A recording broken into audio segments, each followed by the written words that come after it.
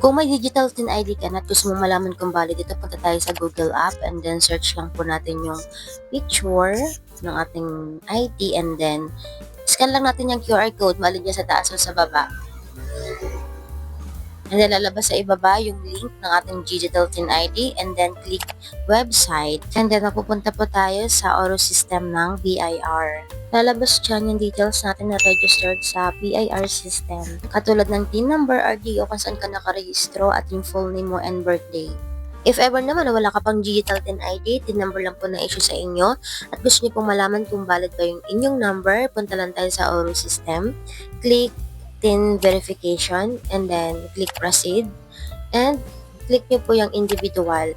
I-provide lang po natin yung details na kailangan dito like TIN number, first name, middle name, last name, suffix and gender and then yung birthday natin. Then click I'm not a robot. Click verify dun sa ibaba and then ito yung lalabas, record found. Ibig sabihin registered po yung inyong TIN number sa BIR. And kung gusto niyo naman malaman kung saan RDO kayo registered, so punta lang tayo dito kay Revy. Nasa comment section ang link para ma-direct na po kayo dyan.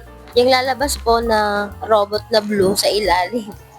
Si Revy po yan. Click nyo lang po yan and piliin po natin ang Find RDO. Click View. And fill up lang natin yung form. Kapag okay na yung details, submit form. And wait lang natin yung reply ng Revy. And nakalagay dyan na valid ang inyong TIN number at kung saang RDO po kayo registered.